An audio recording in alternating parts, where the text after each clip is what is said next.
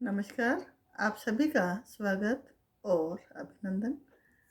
आज के इस यूट्यूब चैनल पर हम जिस टॉपिक का अध्ययन करेंगे, यह महर्षि दयानंद सरस्वती विश्वविद्यालय के पाठ्यक्रम बीए पार्ट 1 और बीएचएससी पार्ट 2 दोनों में ही है। हम अध्ययन करेंगे आज धुलाई के सिद्धांत और विधियाँ।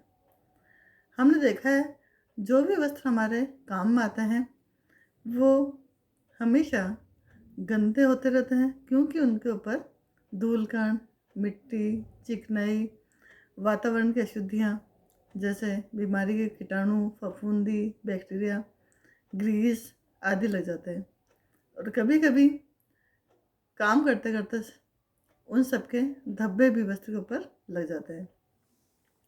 जो परिधान वाले वस्त्र हैं वो बहुत शीघ्रता से गंदे होते हैं, क्योंकि उनका प्रत्यक्ष संपर्क हमारे शरीर से होता है। इस कारण शरीर से निकला हुआ पसीना और मैल ये भी वस्त्रों पर लगता रहता है। देखा होगा आपने, कुर्ते की शर्ट, कफ या सलवार का पोंचा ये बहुत जल्दी गंदे होते हैं, क्योंकि हमारे शरीर की गंदगी इनमें लगती है और ये फिर मैले से दिखाई देने लगते हैं। उस पर यदि चिकनाई लग जाए तो ये मैल और गंदगी एक तरह से इस चिकनाई के ऊपर जम जाती है। यदि इस चिकनाई युक्त गंदगी को शीघ्र स्वच्छ नहीं किया जाए तो मैल की परत बढ़ती जाती है और उस पर मैल के कारण जीवाणु, विषाणु, बैक्टीरिया, फफूंदी आदि कई सारे हानिकारक कीट पनपने लगते हैं और इनके कारण रेशा कमज़ोर हो जाता है और दिखने में हमारा वस्त्र भद्दा सा दिखाई देता है। यदि सूती वस्त्रों को स्पेशली कलफ लगा कर रख दें तो कलफ के कारण भी इसमें कीड़ा बहुत जल्दी लगता है, क्योंकि कलफ एक तरह से सेलुलोजिक मटेरियल होता है, यानी सेलुलोज होते हैं, तो उसके कारण इनमें कीड़ा शीघ्रता से लगता है। इसलिए कलफ लगे हुए कपड़े हमें कभी भी नहीं रखना चाहिए। दिखने में जो भी मैले कुचले, भद्दे, बेजान और अनाकर्षक लगते हैं वो पुनः प्रयोग में लायक नहीं रहते। अगर उन्हें ज़बरदस्ती उपयोग में लाया भी जाए तो ये गंदगी के कारण हमारे स्वास्थ्य के लिए बहुत हानिकारक होते हैं। ऐसे दुर्गंध युक्त वस्त्रों से हमें कई सारी बीमारियां हो सकती हैं, स्पेशली स्किन डिजीज़ इन्हीं वस्त्रों से होती है।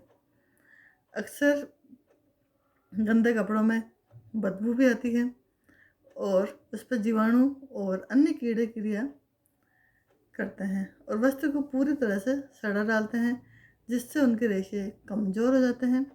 फलतः उनकी कार्य क्षमता घट जाती है और वस्त्र पर व्यय किया गया संपूर्ण धन व्यर्थ चला जाता है। अतः समय पर गंदे वस्त्रों की सफाई और धुलाई नितांत आवश्यक होती है। स्वच्छ वस्त्र ही दोबारा प्रयोग में लाए जा सकते हैं। इस तरह हमें वस्त्रों में ताजगी, नवीनता, जीवंतता और आकर्षक बनाने के लिए वस्त्र को गंदा होते ही धोना आवश्यक है। धुलाई का मुख्य उद्देश्य यही है कि लंबे समय तक हमारा वस्त्र ताज़ा, आकर्षक, नवीन और उपयोगी बना रहे। स्वच्छ कपड़े सुंदर भी लगते हैं और ऐसा वस्त्र धारण करने से आपने देखा होगा हमारा मन भी प्रसन्न रहता है।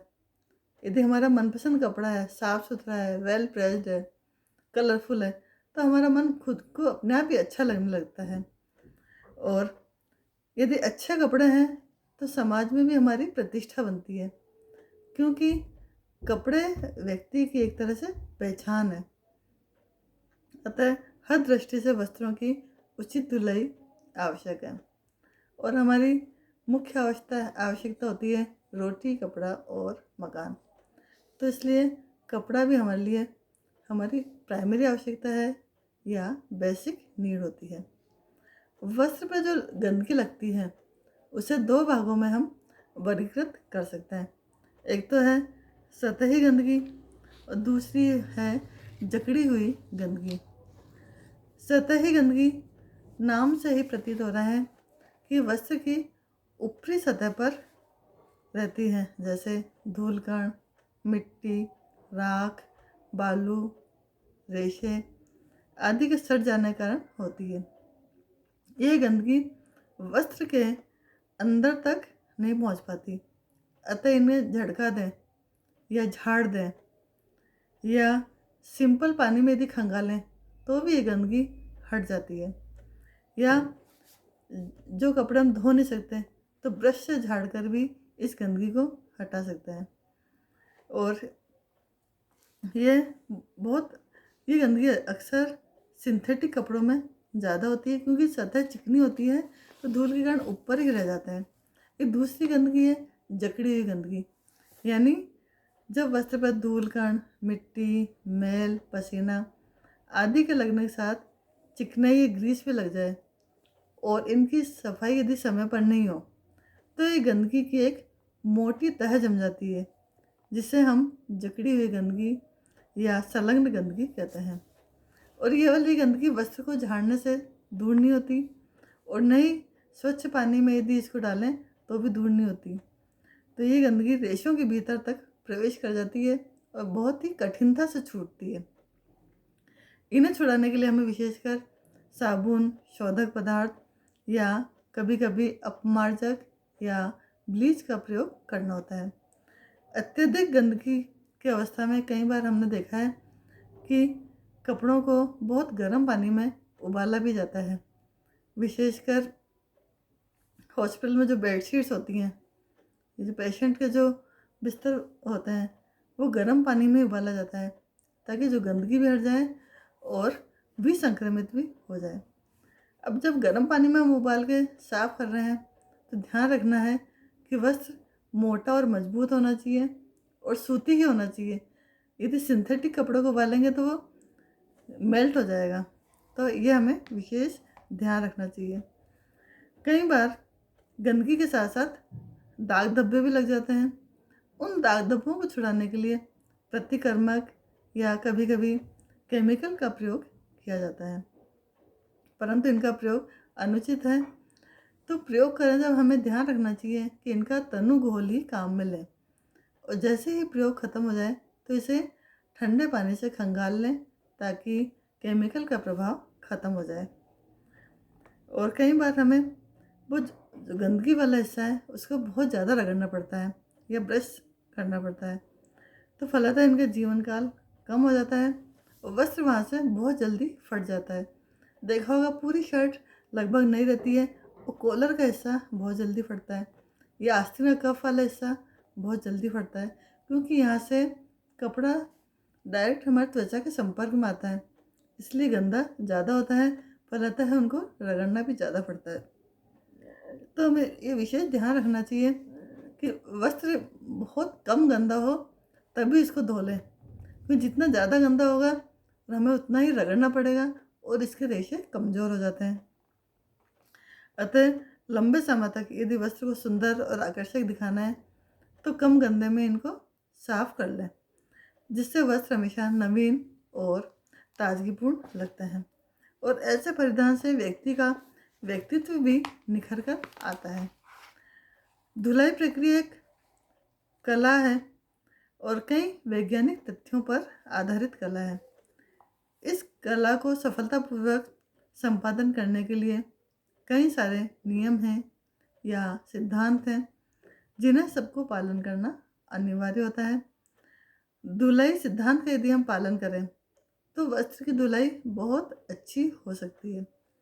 हालांकि वस्त्र धोना एक ऐसा घरेलू कार्य है जिससे कि हर व्यक्ति ही जानता है। साधारण व्यक्ति भी आराम से घर पे वस्त्र धो सकता है, लेकिन यदि धुलाई के सिद्धांतों का यदि प्रयोग करें तो उस वस्त्र को हम लंबे समय तक आकर्षक और ताजगी भरा बना सकते हैं और मजबूत बनाया जा सकता है, क्योंकि वस्त्र की जो संरचना है और जो उसका प्रकृति है उसके अनुसार अपमार्जक या केमिकल का प्रयोग करना चाहिए और पानी का टेम्परेचर भी उसके अनुसार डिसाइड करें। और कई बार वस्त्र बहुत अधिक डेलिकेट होते हैं तो उन्हें हाथों से रगड़ के साफ कर सकते हैं। कई बार बहुत गंदे होते हैं तो ब्रश से रगड़ सकते हैं या लकड़ी से मार के भी धो सकते हैं। तो ये कला है, वस्त्र की प्रकृति के अनुसार और संरचना के अनुसार इन्हें साफ सफाई आवश्यक है। यदि हम उचित विधि से वस्त्रों को धोते हैं तो इसके जीवन काल को हम बढ़ा सकते हैं और इसकी कार्य क्षमता को बढ़ाया जा सकता है। इनका रंग, आकार, आकृति खराब नहीं होती। वस्त्रों पर मौलिक सौंदर्य और आकर्षक लंबे समय तक बना रहता है और वे ताजे दिखते हैं, जिससे जो भी उपभोग करता है उसको उस वस्त्र की पूरी संतुष्टि प्राप्त होती है। इसलिए गृहिणियों को धुलाई कला का विशेष ज्ञान होना चाहिए, अपितु हर एक व्यक्ति के लिए यह ज्ञान होना अत्यंत आवश्यक है। कई बार हमने देखा भी है, नया का नया कपड़ा हम बिना किसी सावधानी के धो देते हैं। जैसे गर्म पानी डाल दिया या ब्लीच डाल दिया या भिगो दिया तो उसका कलर मिक्स हो जाता है या श्रिंक हो जाता है या बहुत तेज़ गर्म पानी से मेल्ट हो जाता है। तो ये सब सावधानियां रखना सभी के लिए बहुत अनिवार्य है, तभी उस वस्त्र को लंबे समय तक रखा जा सकता है। धुलाई कार्य को ठीक प्रकार से संपन्न करने के लिए वस्त्र विज्ञान के मूलभूत सिद्धांत का ज्ञान होना हर दृष्टि से प्रत्येक व्यक्ति के लिए अनिवार्य है।